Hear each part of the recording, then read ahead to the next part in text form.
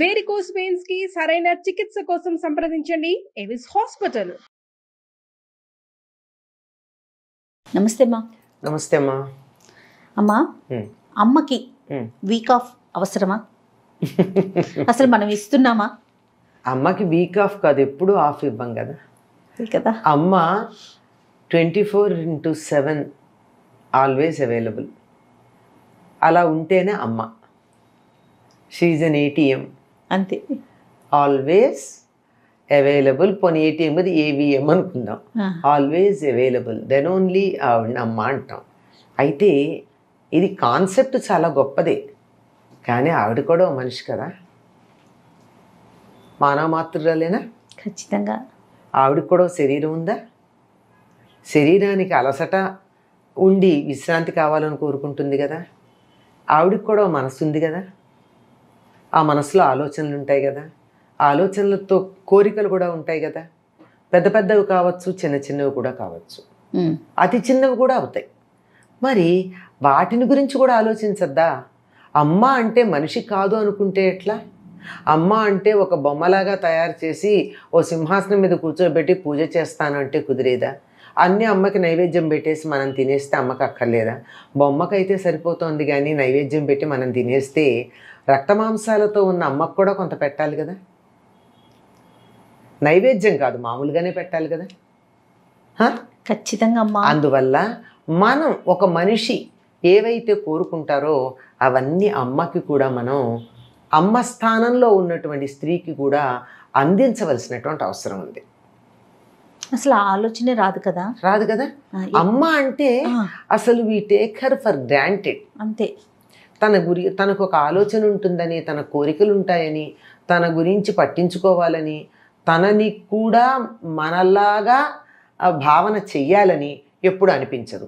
Idealistic నేను ఒప్పుకుంటాను, చాలా గొప్పది. This concept of this idea of mother is very great. But ఐడియాకు ఒక ఫామ్ ఒకటి ఉందే.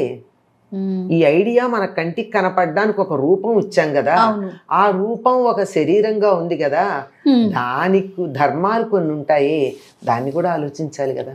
ఇంట్లో అందరికీ జ్వరం వస్తే కూడా అమ్మ లేచే కదా జావ కాచిస్తుంది అందరికీ. అందరూ బాగుండే ఆవిడ ఒక పూట జ్వరం వచ్చి పడుకుంటే లేదు, ఎవరన్నా ఆవిడకు ఒక గ్లాసులు మంచినీళ్ళు ఇస్తారా? మంచినీళ్ళ వరకు ఇస్తారేమోలేండి, ఎందుకంటే లేచి మళ్ళీ వంట చేయాలి కదా. కానీ తాను ఇతరులకి ఎంత సేవ చేస్తుందో అటువంటి సేవ ఇప్పుడన్నా చేశారో, అది కదా ఆలోచించాల్సింది.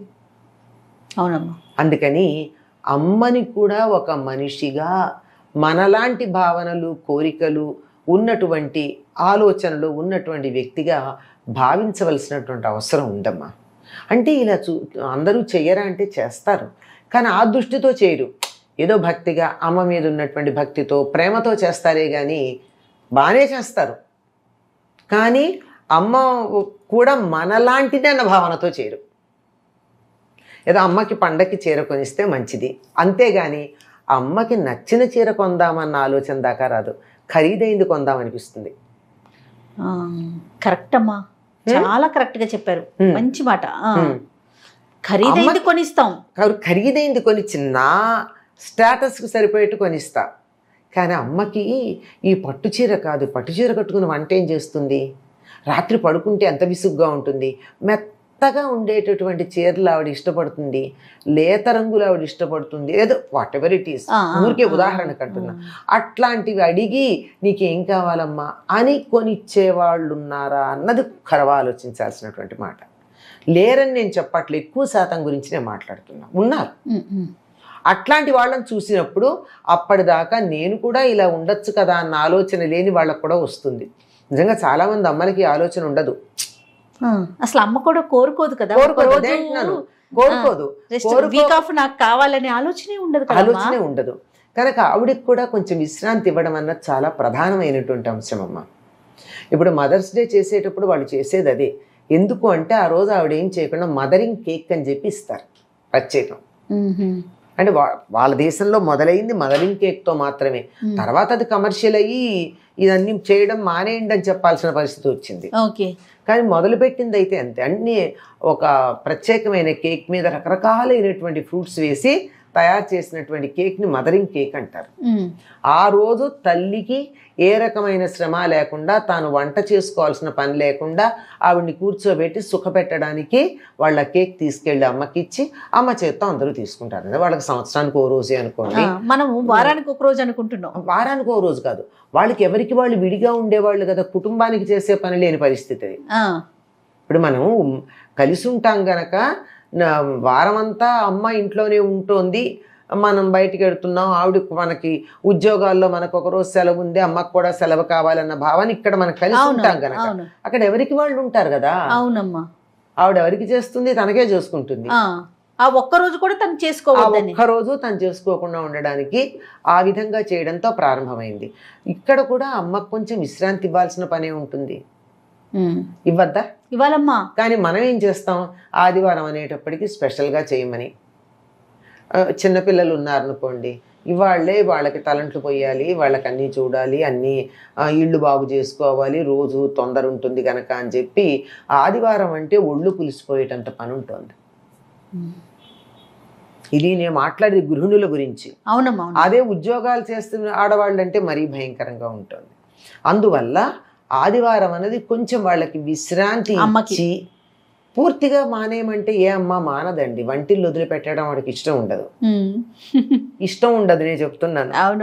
ఉండదు. ఎందుకంటే తన చేత్తో పిల్లలకి పెట్టుకోవాలని ఒక కోరిక, రెండోది వంటిల్లో ఒకసారి ఇంకోళ్ళకి ఇచ్చారంటే పెత్తనం పోతుందని రెండోది, అన్నిటికన్నా ప్రధానం ఏమిటంటే తాను సెటప్ చేసుకున్న దాన్ని వీళ్ళు వచ్చి చెడగొడితే సర్దుకోవడం వారం రోజులు పడుతుంది, మళ్ళీ ఆదివారం దాకా. ఇలా అనేక కారణాలుగా ఇవ్వదు. ఇవ్వకపోయినా సహకరించవచ్చు కదా, సాయం చేయొచ్చు కదా.